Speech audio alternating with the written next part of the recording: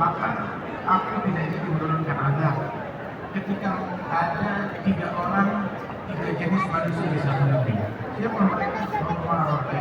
Orang-orang yang gemar memakmurkan rumahnya Allah, memakmurkan masjid-masjid. Dan yang kedua adalah mutahabina fillah, orang-orang yang saling mencintai karena Allah Subhanahu wa taala. Kita saling cinta, saling mengasihi, saling duduk bersama-sama karena Allah Subhanahu wa taala. Dan yang ketiga, Allah taala wal mustaghfirin bil ashar, orang yang gemar beristighfar sebelum subuh. Ketika aku melihat 3 orang yang gemar memakmurkan masjid, orang yang beristighfar sebelum subuh, orang yang saling mencintai karena Allah Subhanahu wa taala, maka aku tidak jadi menurunkan azab, diangkat bala musibah dengan berkat keberadaan 3 orang yang semacam ini. Mudah-mudahan Allah taala jadikan orang-orang tersebut. Allah taala orang-orang yang salat di masjid atau orang-orang yang selalu ada di masjid. Tapi Allah taala bilang dalam hadis qudsi, bagi orang yang memakmurkan masjid. Sebab memakmurkan masjid maknanya lebih luas daripada sekedar orang yang selalu ada di masjid. Dan kebanyakan di dalam menyebutkan orang-orang masjid, ketika Allah atau Rasul SAW menyebutkan tentang orang-orang masjid, disebutkan kebanyakan bukan orang yang selalu sholat di dalam masjid atau selalu ada di masjid, lebih banyak kepada orang yang memakmurkan masjid atau terkoneksi dengan masjid. Sehingga di dalam hadis yang lain, di antara 7 orang yang hari kiamat berada di bawah naungan arsy Allah, di tempat perlindungan di arsy Allah Ta'ala, berada di tempat VIP, di lounge eksekutif. Di hari kiamat ada lounge eksekutif. Siapa mereka? Di antaranya itu adalah syab nasya'a 'ala ta'atillah. Di antaranya pemuda yang dari muda tumbuh gemar mentaati Allah Subhanahu wa taala. Wal mutahabbina fillah ijtama'a 'ala Allah, ijtama'a tahabba fillah, ijtama'a 'ala Allah wa iftaraqa 'alaihi. 2 orang yang saling mencintai karena Allah, kumpulnya karena Allah, ketika bubar pun juga karena Allah Subhanahu wa taala. Kemudian di antara mereka itu adalah rajulun qalbuhu mu'allaqun bil masajid, orang yang hatinya terkoneksi dengan masjid-masjid. Enggak dibilang orang yang selalu di masjid, tapi dibilang orang yang batinnya terkoneksi dengan masjid. Sebab nggak cukup cuma sekedar di masjid aja, tetapi ketika dia pulang masih terkoneksi dengan masjid, masih terhubung dengan masjid. Minimal ketika keluar dari masjid, ingat nanti subuh saya mau sholat lagi di masjid. Keluar subuh dari masjid, nanti zuhur saya pikir mau sholat di masjid yang mana. Disebutkan mu'allaqun bil masajid, terkoneksi dengan masjid-masjid hatinya. Dan orang yang semacam inilah besok hari kiamat berada di tempat VIP dalam lindungan Allah Subhanahu wa taala. Dan orang yang semacam ini bisa jadi dia ada di masjid, bisa jadi dia ada di pasar, bisa jadi dia ada di kantor, bisa jadi dia ada di parlemen, bisa jadi dia berada di peternakan, bisa jadi dia berada di perkebunan, bisa jadi dia ada di tambang, dimanapun. Tapi hatinya selalu terkoneksi dengan masjid, memakmurkan masjid dengan caranya sendiri, yang diizinkan, yang diajarkan, yang dicontohkan oleh Nabi Muhammad Sallallahu Alaihi Wasallam. Abu Hurairah radhiyallahu anhu, sahabat Rasulullah, beliau pernah dikomplain, kok inilah Abu Hurairah beberapa tahun bersama Rasulullah, tapi kok hafal banyak. Kita lebih lama dari Abu Hurairah, beberapa sahabat lebih lama durasinya dengan Rasulullah dibandingkan Abu Hurairah. Bagaimana kok bertahun-tahun sebelum Abu Hurairah, tapi hafalannya nggak sebanyak Abu Hurairah. Maka Nabi bilang, Abu Hurairah kan jangan salah, ya, saya selalu mendampingi Rasulullah walaupun saya cuma beberapa tahun, tapi itu hampir 24 jam bersama Nabi Muhammad. Kenapa? Sengaja saya nggak kemana-mana, kerja saya di masjid mendampingi Rasulullah kapanpun juga.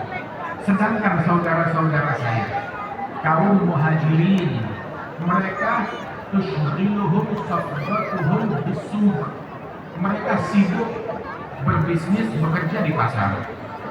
Subhanallah. Jadi ini menunjukkan keadaan para sahabat. Para sahabat Rasulullah, kaum muhajirin, orang yang mulia, amalan mereka agung. Tapi juga mereka tidak bisa 24 jam bersama Nabi. Dan itu adalah sesuatu yang lumrah, bukan hal yang tercela, hal yang baik juga. Tushghiluhum safqatuhum bis-suq, sibuk dengan bisnis transaksi mereka di pasar. Satu. Wa ikhwani al-ansar, saudara-saudaraku kaum Ansar, mereka sibuk di perkebunan. Mereka berkebun, punya kebun kurma, punya kebun ini dan itu. Sedangkan saya meluangkan seluruh waktu saya bersama Nabi Muhammad SAW. Apa maknanya? Keadaan para sahabat kaum muhajirin, kebanyakan mayoritas dari mereka berbisnis, dagang jual beli. Kaum Ansar, banyak di antara mereka sibuk di perkebunan.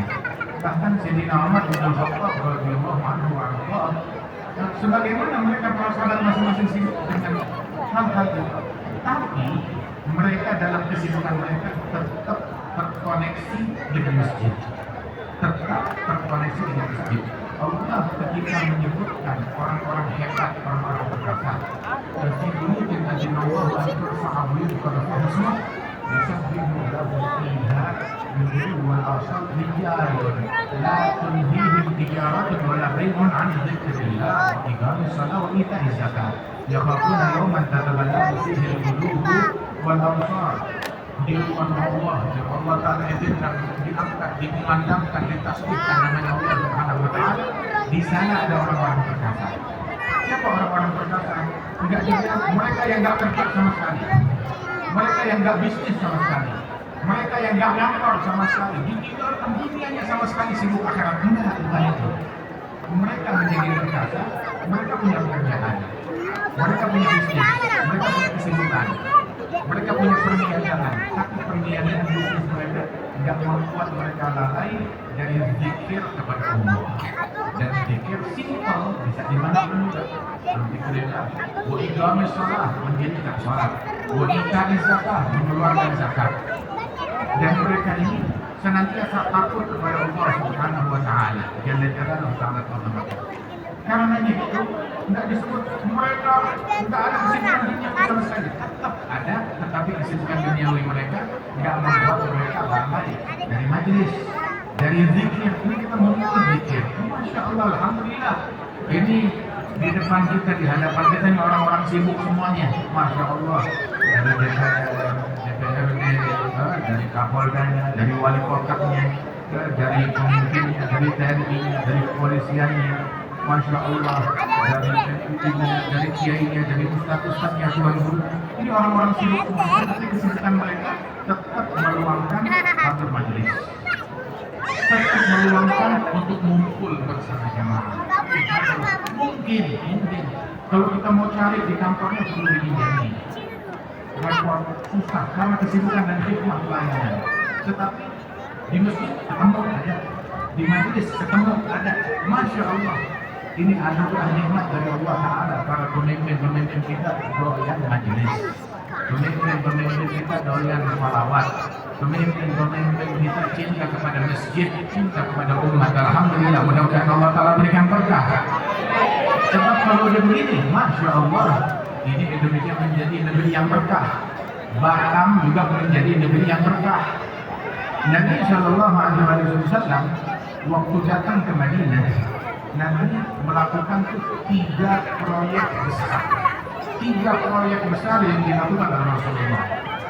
Satu yang dilakukan oleh Rasul Shallallahu Alaihi Wasallam adalah proyek masjid, menentukan posisi masjid. Nabi Muhammad pandai menata ruang, menata kota. Datang ke Madinah, pertama yang beliau lakukan adalah beliau membina masjid, memilih tanah secara spesifik.